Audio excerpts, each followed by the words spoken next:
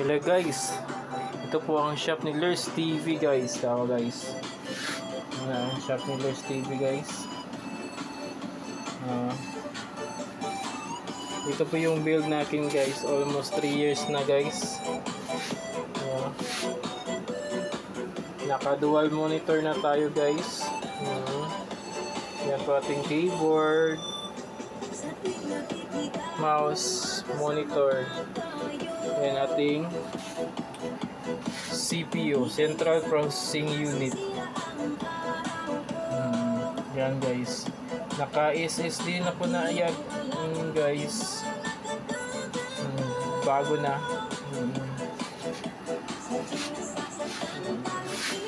At saka naka aircon na tayo guys.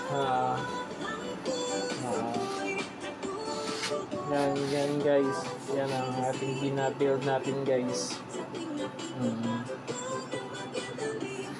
Kaya magpa-build na kayo at magpa-repair na kay Lurs Repair Shop. Ano na guys, barato lang guys. Salamat.